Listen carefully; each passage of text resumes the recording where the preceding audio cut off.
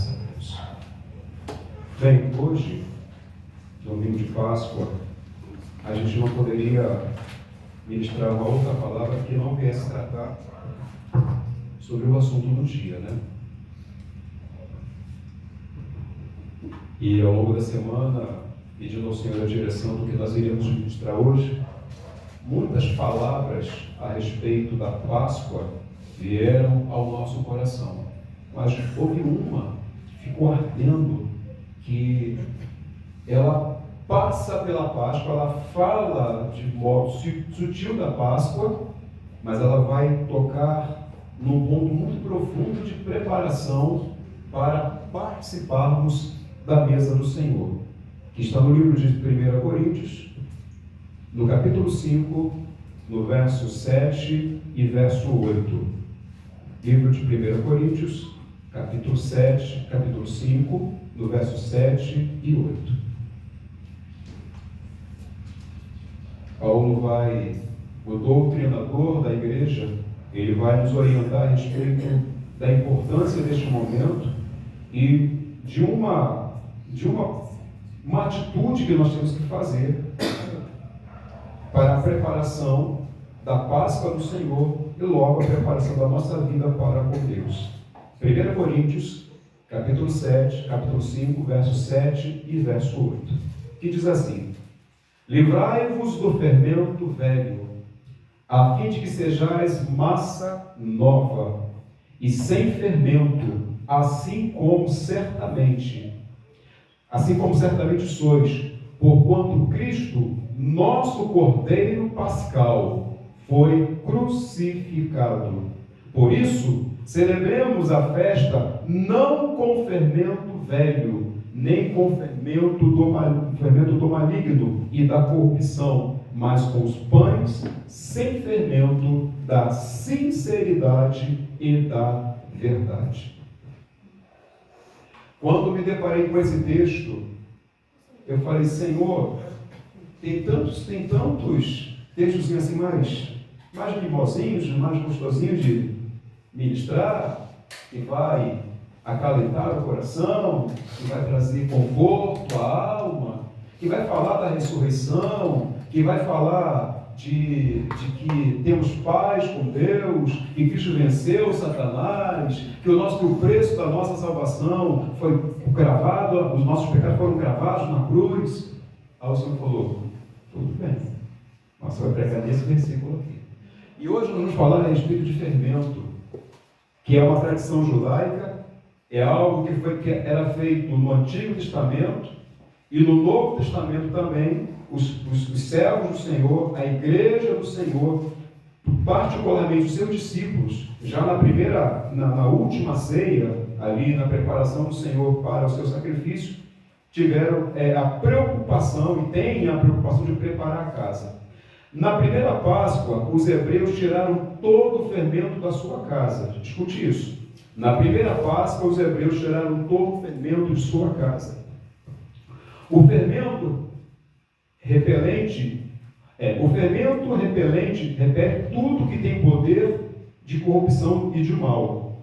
Segundo a orientação de Cristo, o nosso Cordeiro Pascal, ele foi imolado e a igreja deveria tirar do seu lar, ou seja, da sua vida, tudo aquilo que fermentava ou tudo aquilo que atrapalha a sua vida espiritual.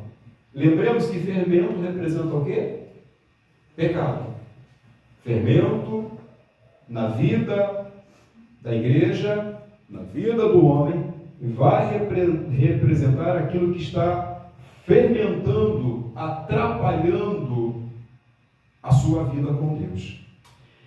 E já no Antigo Testamento, já nas preparações para as primeiras Páscoas, a igreja do Senhor, o povo de Deus, entendendo da importância de ser separado para Deus, praticaram este ato. Hoje, a igreja do Senhor, ela não tem mais essa preocupação de varrer o fermento da sua casa. Até porque nós dificilmente fazemos pão na nossa casa. Geralmente a gente vai na padaria, vai no mercado, lá compra pão, né? Então, a não ser quem faz muito bolo, mas mesmo assim, não há né, não é o costume de ter pão, fermento derramado pelo piso da nossa casa.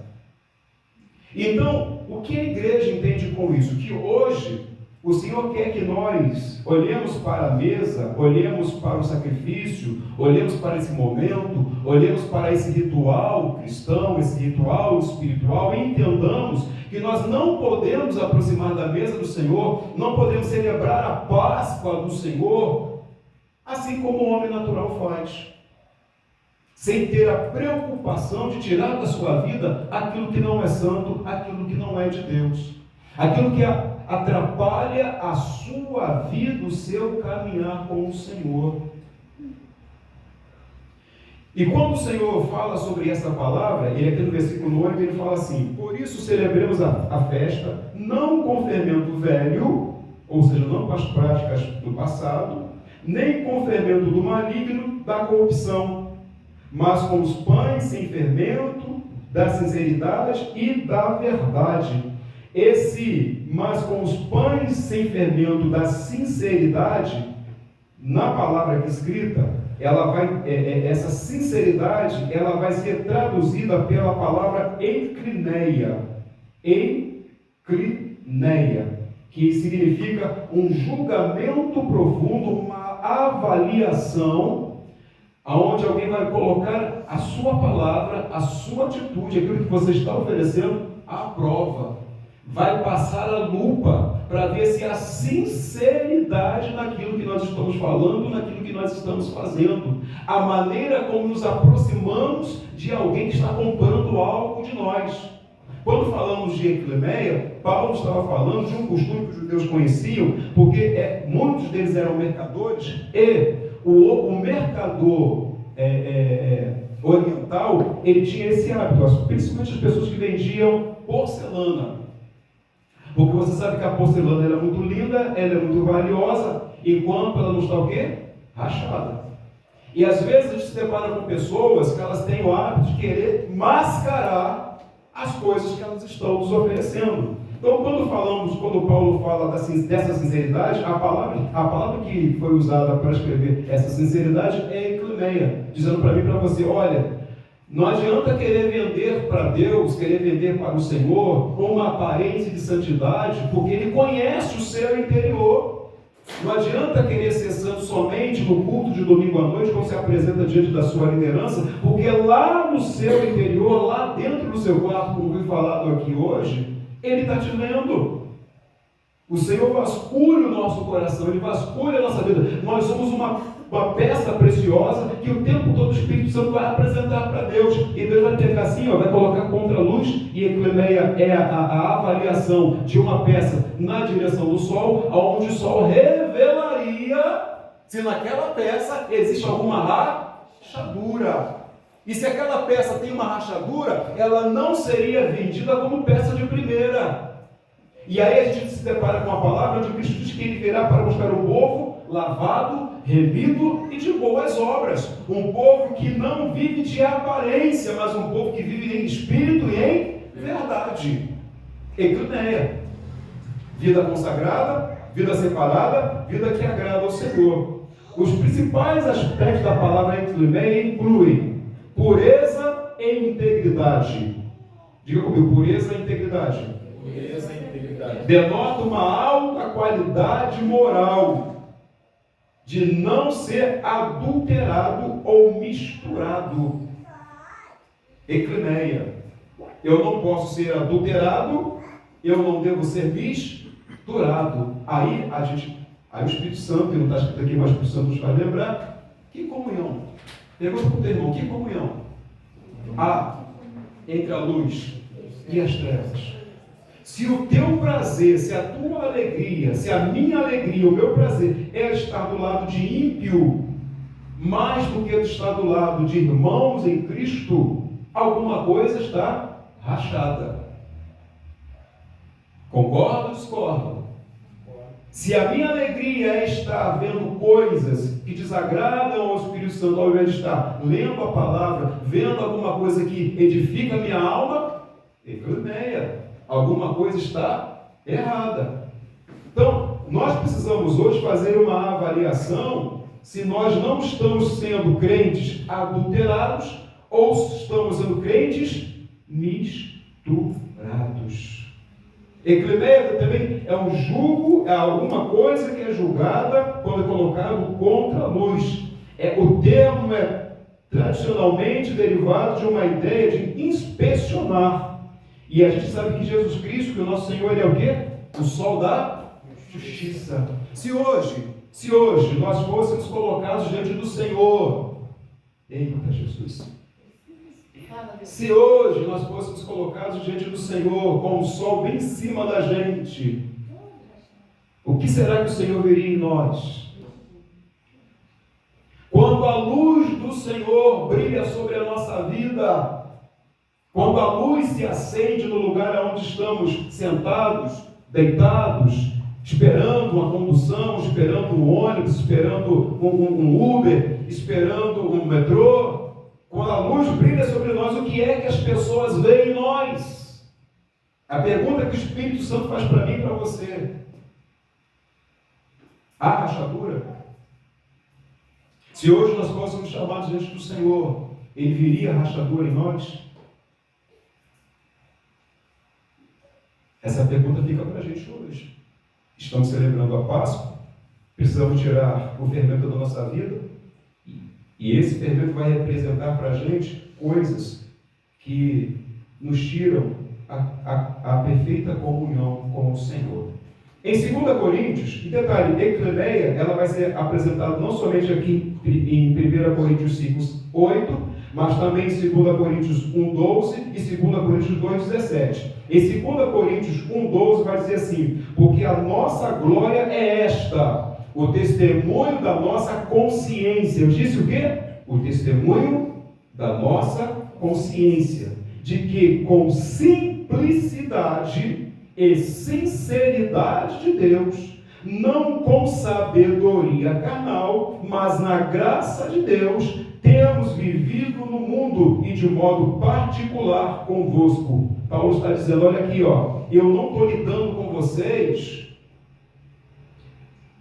com os meus valores carnais.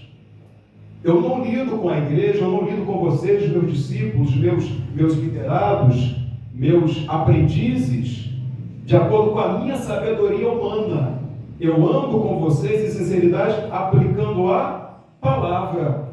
A minha consciência está limpa de acusação, porque quando eu trato com vocês, eu apresento o que realmente existe no meu coração. Outra coisa, eu falo para vocês e faço aquilo que eu ensino. Tanto que ele diz para os seus discípulos: sejam meus imitadores, como eu sou de Cristo. Será que hoje você pode virar para o teu irmão, para os seus dizer: seja meu imitador, como eu sou de Cristo?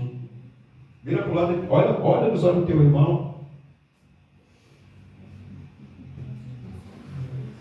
Você consegue fazer essa pergunta? Você consegue fazer essa afirmação: seja meu imitador, como eu sou de Cristo? Se você não consegue, se eu não consigo, a gente precisa hoje fazer uma avaliação e mudar o nosso procedimento. Amém? Porque a luz do Senhor está brilhando sobre a nossa vida. E esse irmão que a gente não pode falar para ele: seja meu imitador como eu sou de Cristo, ele não pode salvar. Amém? Porém, o Senhor está te vendo. E enquanto eu e você não pudermos ser exemplos de cristãos, alguma coisa está errada. Lamparina se apagando.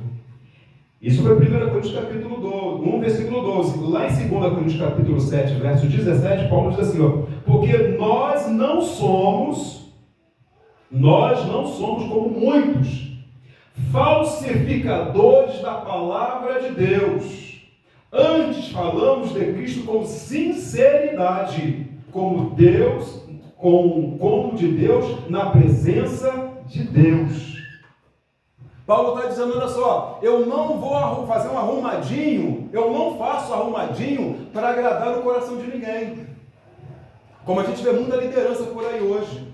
Ele arruma a palavra de maneira que agrade a pessoa. Não importa como, eu preciso encher a igreja.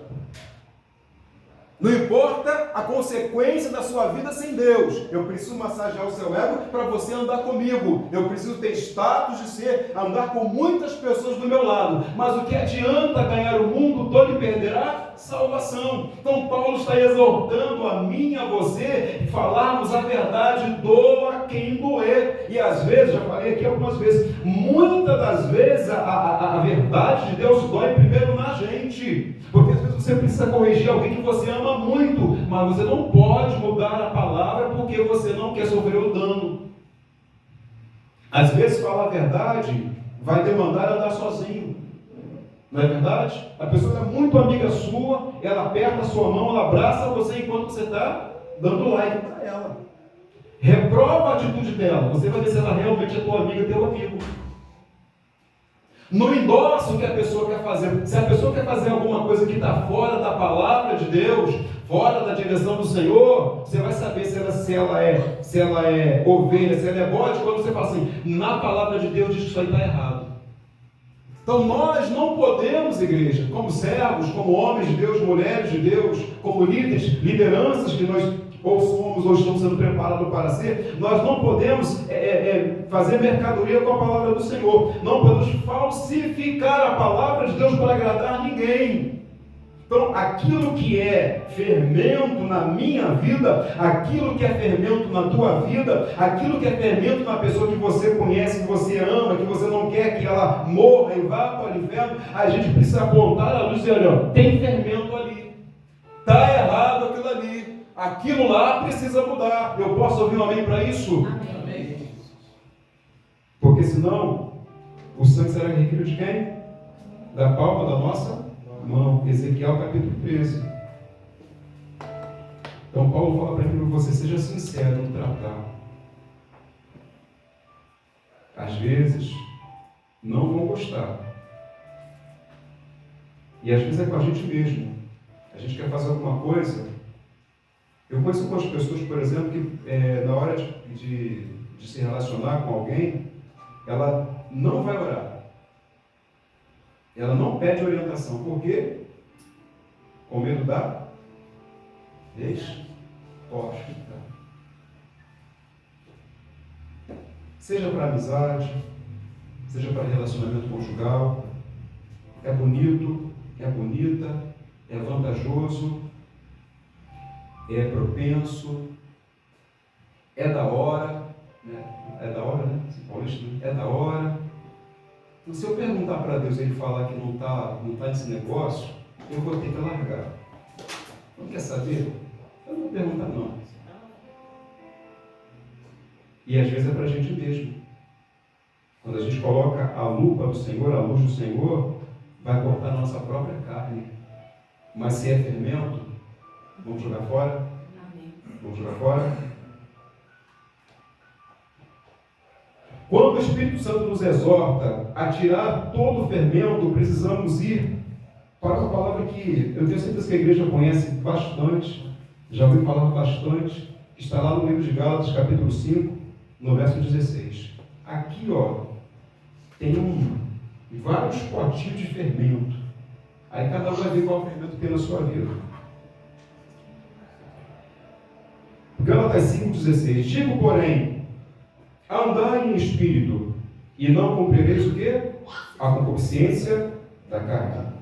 Porque a carne cobiça contra o espírito, e o espírito contra a carne, e eles opõem-se um ao outro para que não façais aquilo que quereis. Mas se sois guiados pelo espírito, não estáis debaixo da lei. Ou seja, se nós estamos guiados pelo espírito, nós não somos guiados pelo sacrifício da lei. 19. Porque as obras da carne são manifestas, as quais são adultério, fornicação, impureza, lascívia, idolatria, feitiçaria, inimizade, porfia, emolações, iras, pelejas, dissensões, heresias, invejas, homicídios, bebedices, glutonarias e coisas semelhantes a essas, quais já declaro que os que praticam não herdarão o reino de Deus. Aí eu quero tratar uma coisa aqui. Normalmente, a gente fala sempre isso, normalmente o crente ele não cai em adultério, normalmente. O crente não tem problema com adultério, o Crente não tem problema com idolatria. Crente não tem problema com bebedice. Normalmente não tem. Normalmente não tem. Porém,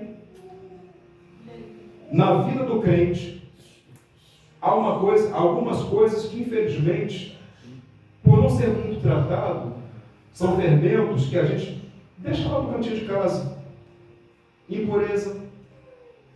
Tudo aquilo que eu e você tocamos, vemos, praticamos, que ninguém pode ver. Se eu faço algo que alguém não pode ver que eu estou fazendo, é porque aquilo é impróprio, aquilo é impuro. E normalmente, muitas das vezes, muitos crentes, gente boa inclusive, que a gente conhece, que você conhece, lá no seu particular, tem uma impureza guardada, tem o fermentozinho da impureza na sua vida. Isso é um. Outra coisa que às vezes a pessoa tem na sua vida, feitiçaria. Crente, eu conheço crente feiticeiro, que é aquele crente que com as palavras dele, ele não precisa fazer mandiga, mas com as palavras dele, ele libera palavras de derrota na sua vida. Você conhece alguém assim? Eu conheço. Feitiçaria. Outra coisa que acontece muitas das vezes na vida do crente é a tal da inimizade. O fermento da inimizade. A pessoa está na igreja, a pessoa está em Cristo, a pessoa canta louvores, a pessoa prega muito lindamente a palavra de Deus, mas infelizmente carrega consigo inimizades de longa data, ou não tem menor dificuldade em fazer inimizade com alguém. Basta alguém falar para ela alguma coisa que ela não goste. Basta alguém falar alguma coisa que ela não entenda. Basta se sentir diminuído em alguma coisa, ou alguma coisa que esteja sendo feita não atenda à sua necessidade. Ela não tem dificuldade de causar inimizade. Porfias, são brigas, é outra coisa que às vezes acontece. Pessoas que guardam ira no coração. A pessoa está na presença de Deus, mas infelizmente o diabo colocou esse fermentozinho no seu coração. A pessoa ela é iracunda, por qualquer coisa ela está brigando, qualquer coisa ela está gritando, por qualquer coisa ela está chamando para o braço. São coisas que existem muitas das vezes na casa da gente, na nossa casa espiritual, que por não ser pecados que são aparentemente frequentes e pouco se fala na igreja, fica ali, e se nós não tomarmos cuidado, ele vai ficando, se torna uma coisa comum na vida da gente. Então hoje, o Espírito Santo fala para mim e para você, porque cada um de nós nos conhecemos. Se existe algum tipo desses fermentos na minha vida, na sua vida, hoje é o tempo oportuno, essa é a hora de nós fazermos uma autoavaliação antes de participarmos do corpo do Senhor, antes de fazermos parte, tomarmos parte na Páscoa do Senhor. Esse é o momento de fazermos uma avaliação e dizer: Senhor, eu não quero mais isso na minha vida. É aquela faxina que a dona de casa faz, levantando os móveis e procurando aonde tem pó, aonde tem alguma coisa perdida dentro de casa. Uma certa feita, a gente como lá no Rio de Janeiro ainda, eu peguei o carro, botei o carro para lavar, gastei um dinheiro. Primeiro tínhamos ido no Ceasa, a gente estava preparando a atividade na igreja do Rio, aí compramos saco de cebola, saco de batata, material para organizar barracas lá no Rio. Chegamos na igreja, colocamos tudo lá dentro da sala que ia guardar as coisas e fomos para casa. Passei no lava-jato, mandei lavar o carro, aquela beleza, o carro ficou brilhando, encostei o carro na garagem. Passou o domingo, segunda-feira trabalho, terça-feira trabalho, quarta-feira comecei a sentir um cheirinho ruim no carro. E mexe daqui, mexe lá, levanta tapete, não nada, o carro está limpo. Depois de uma semana, vasculhando o carro. Tá. Não, depois de orarmos e depois de vasculharmos o carro, existia uma batatinha entre o banco de trás e o acostamento do carro. Como que ela foi parar, eu não sei, mas foi parar. Irmãos, aquilo estava fedendo, era uma desgraça. Estava impossível ficar dentro daquele carro. E na vida da gente, às vezes, é assim. Deus, quando entra no carro da nossa vida, Ele até quer ficar com a gente, mas ele não pode porque tem uma batatinha podre lá no canto. E hoje o Espírito Santo está falando para mim e para você, não adianta eu querer lavar você, passar você no lava-jato do Senhor, passar você lá no Auto Center e você esconder algo de mim e deixar guardado no cantinho da sua vida, porque mais cedo ou mais tarde vai feder e isso atrapalha o meu relacionamento contigo. Então hoje nós temos que fazer, cada um, essa palavra é para você e é para mim também. Todos nós precisamos fazer uma autoavaliação. Senhor, tem alguma coisa? Ou então, Senhor, eu já sei que tem algo na minha vida que está fedendo, está escondido. Eu sei que eu posso abrir a boca para falar, porque se eu abrir a boca para falar aqui, para testemunhar, para contar o que realmente é, vai feder na casa toda, mas Senhor, hoje eu quero largar diante do Senhor, largar no teu altar esse fermento, essa coisa velha que está atrapalhando a minha comunhão com o Senhor. Aleluia a Deus. Isso é no individual, cada um de nós, porque Deus está nos convidando hoje para viver uma vida nova. Eu posso ter um amém para isso? E eu quero, eu sei que você quer entrar pelas portas do céu, amém? Porque a Bíblia fala que quem comete essas coisas não herdarão o reino de Deus. Mas eu vou falar uma coisa para você e quero que você fale para o seu irmão. Quando chegar lá no céu, eu quero encontrar vocês lá. Diga para o teu irmão, quando chegar no céu, eu quero encontrar você lá. Diga, quando chegar lá no céu, eu quero ir na sua casa tomar um café com você. Amém? Amém? Amém, Cristo? Eu quero tomar um café com você lá no céu. Né? Dia após dia, nos encontrarmos, contarmos as maravilhas do Senhor e dizer como foi bom. Passamos por lutas e provações. No mundo tivemos aflições, mas vencemos. Vencemos, amém? Além de mim, quem mais vai vencer aqui no Santo Nome de Jesus?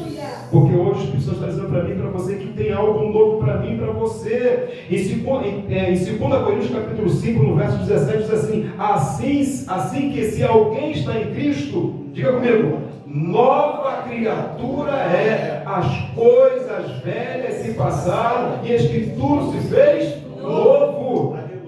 Tu é uma nova criatura, toca no nome de Deus, eu creio que você é uma nova criatura. Ou seja, se nós somos uma nova criatura, se tem alguma coisa errada, tem que incomodar primeiro a mim. Eu não posso aceitar coisa errada na minha vida. Eu não posso aceitar ser iracundo, ser mentiroso, ser fofoqueiro, ser lascívio, ser impuro. Eu não quero isso na minha vida. Não importa se isso é comum no mundo, se as pessoas estão fazendo, mas eu não sou todo mundo, como minha mãe dizia. Eu sou servo do Deus Altíssimo, eu sou servo do Senhor, lavado e remido pelo sangue de Cristo, chamado para viver uma vida nova, uma vida santa, uma vida que glorifica ao Senhor. Foi para isso que o Senhor nos resgatou, para termos uma vida que glorifica ao Senhor. Eu não quero ter comunhão com as coisas do mundo. Cristo ressuscitou para nos livrar de todas essas coisas, igreja, das obras da carne, do fermento velho e da força maligna do diabo. O diabo não pode mais dominar a sua mente. Diga assim, o diabo não pode mais dominar a minha mente. Amém? Diga assim, o diabo não vai mais dominar os meus sentimentos, porque eu sou uma nova criatura. Em Romanos capítulo 6, no verso 1, diz assim, que diremos, pois, permaneceremos no pecado para que a graça abunde? Versículo 2, de modo nenhum. Nós que estamos mortos para o pecado, como viveremos ainda no pecado? Ou não sabeis que todos quantos fomos batizados em Cristo, fomos batizados na sua morte? Quem foi batizado na morte do Senhor? Que levanta a mão da glória a Deus. Aleluia! E se Cristo morreu e se Ele ressuscitou, isso significa que nós vamos ressuscitar para morar com Ele eternamente. Amém? Dá uma glória a Deus por isso. Aleluia! Versículo 4 diz só que fomos sepultados com Ele pelo seu batismo de morte, para que como Cristo foi ressuscitado dentre os mortos, para a glória do Pai, assim andemos nós. Assim andemos nós. Vamos lá? Assim andemos nós. Em quê? Em novidade de vida. E andar em novidade de vida aqui na vida de cada um tem um significado diferente. Porque cada um aqui é um CPF diferente. Cada um tem uma mania diferente. Ou algumas manias que a gente precisa, ó, vai embora da minha vida. Amém? E aí no versículo 16, de Romanos 6, diz assim, ó: não sabeis vós que a quem vós apresentais por servo para lhe obedecer, sois servos daquele a quem obedeceis, ou do pecado para a morte, ou da obediência para a justiça e para a vida? A quem a nossa consciência e o nosso coração tem obedecido? A quem? Quem está dominando os nossos sentimentos? Quem está dominando a nossa vontade? É a pergunta que o Espírito Santo faz para mim e para você. Quem está dominando os teus pensamentos? Quem está dominando a tua vontade? Não me veja aquela história de Maria Gabriela. Eu nasci assim, eu sou assim, vou morrer assim. Não. Quem está em Cristo, nova criatura é. Ou então não nasceu de novo. Só mergulhou na piscina. Só molhou o pé. Só serviu para tirar a vez de alguém. Porque se eu recebi Jesus no meu coração de verdade, e se Ele é o meu Senhor, já não vivo eu, Cristo vive em mim. E é isso que o Espírito Santo fala para mim e para você aqui nessa noite. O Senhor chama para vivermos em novidade de vida. E para participar da Páscoa, celebrarmos a Páscoa do Senhor, para valorizarmos a Páscoa do Senhor, a ressurreição do Senhor na nossa vida, o sacrifício do Senhor na nossa vida, a gente precisa entender que até ontem nós andávamos, procedíamos de um jeito. Do dia que nós levantamos as mãos para o Senhor, ou hoje, a gente precisa andar diferente. Amém, Jesus. Tem uma palavra que eu quero ler com vocês aqui, está no livro de Êxodo, capítulo 6, versículo 21, que diz assim, ó: assim os israelitas que haviam retornado do cativeiro puderam se alimentar do cordeiro, junto com todos os que com eles se desligaram das práticas impuras e pagãs dos povos à sua volta, e decidiram buscar a Yahvé, o Deus de Israel. Eu vou ler de novo, presta atenção.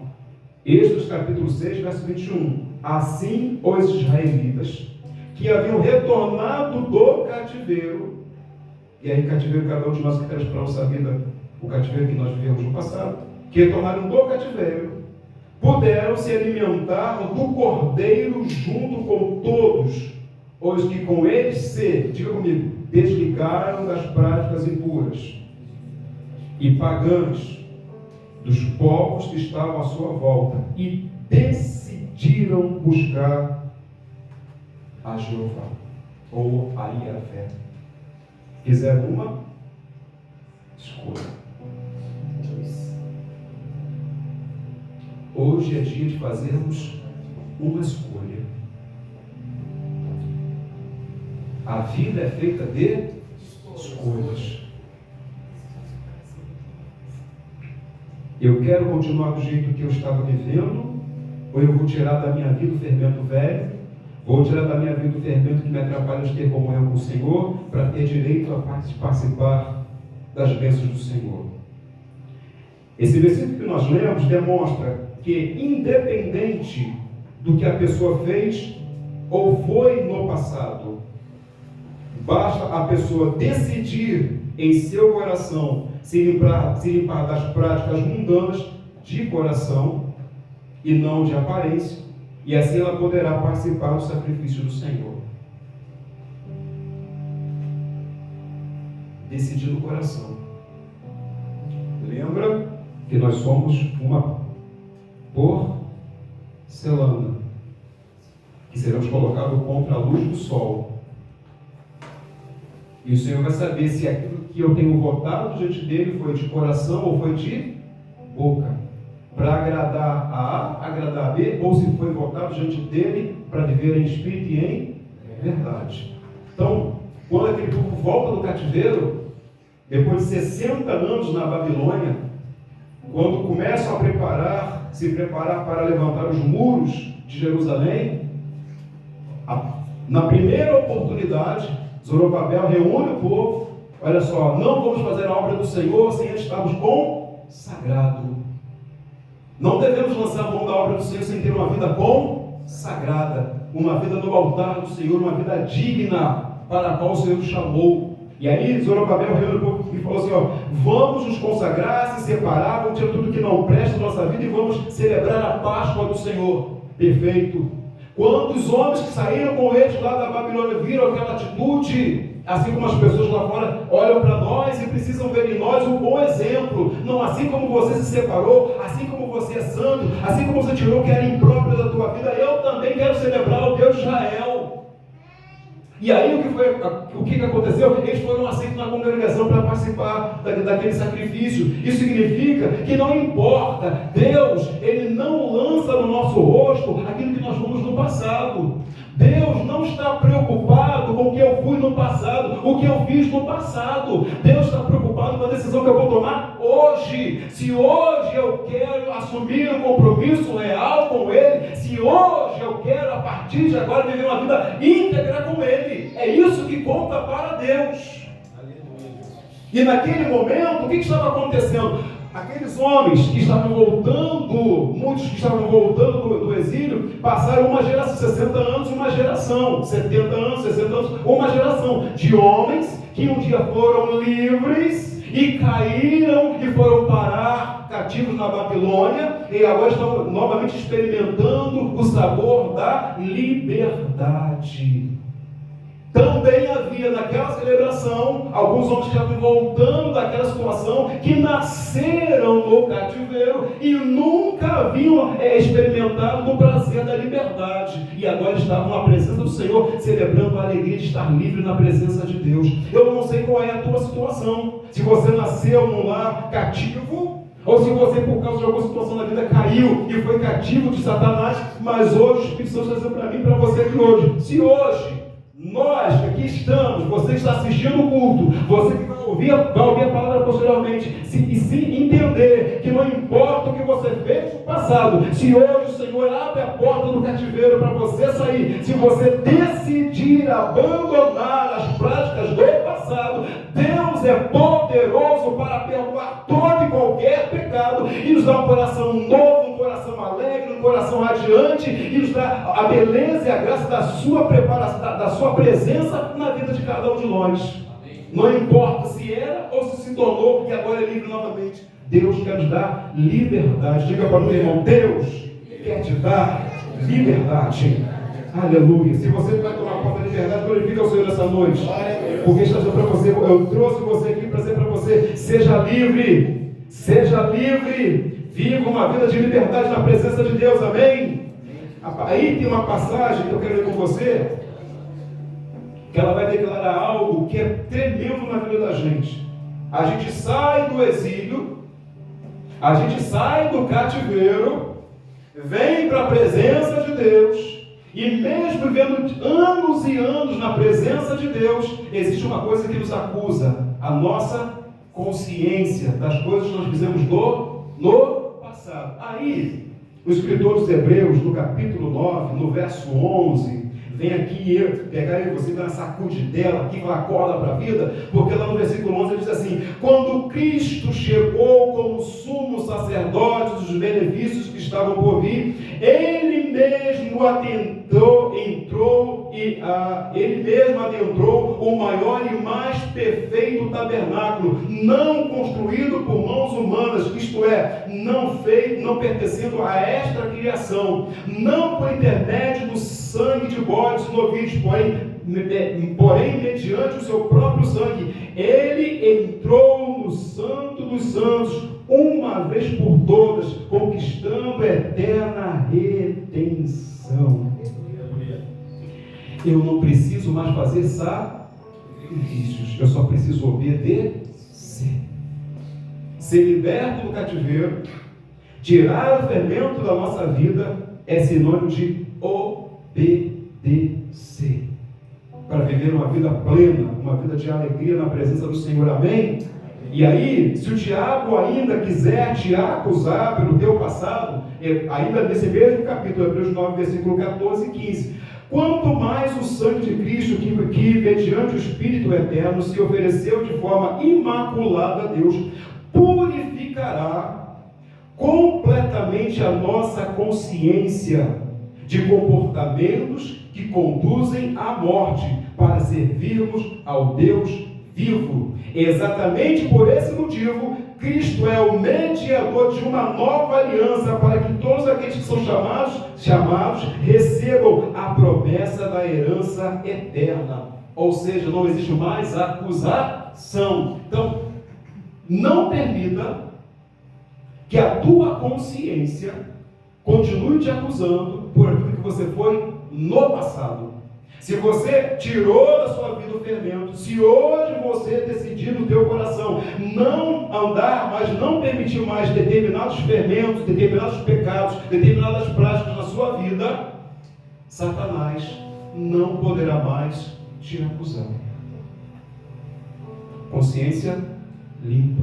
Eu conheço muita gente que não avança no Evangelho, porque quando ela começa a avançar, o diabo fala para ela: mas você fazia isso. Mas você era assim. Mas você fazia aquilo outro. Aí eu vou falar para você o que eu falei alguns dias atrás. No passado, nós fomos o quê? Tema de festa do inferno.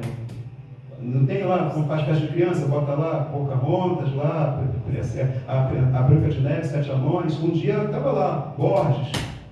O tema da festa do inferno aqui é o Borges. Vacilão. Um dia eu recebi Jesus e eu deixei de ser tema no inferno. Cadê o segundo que deixou de ser tema no inferno? Aleluia. Então o diabo não pode mais acusar você por aquela festa que você fez ele dar no inferno. Hoje você é motivo de festa nos céus, para a glória do Senhor. E para isso, a Espírito fala para você que hoje, para que você possa ter essa certeza plena no seu coração, abra o teu coração, receba a palavra, vasculhe a tua vida. E se tem alguma coisa te impedindo de ter paz perfeita com o Senhor, esse é o momento da faxina. Esse é o momento da faxina. Eu queria que você fechasse os seus olhos neste momento. Cada um de nós precisamos fazer a nossa avaliação pessoal. Não adianta olhar para o irmão do lado, olhar para o marido, para a esposa, para o filho, para a filha. E fulano é assim, não. Esse momento é teu, esse momento é meu, esse momento é de cada um. Façamos cada um de nós uma avaliação. Aonde eu tenho errado? O que na minha vida ainda está fora do lugar? O que está escondido aqui na minha vida que me impede de ter comunhão perfeita com Deus? Baixe sua cabeça, fale com o Senhor.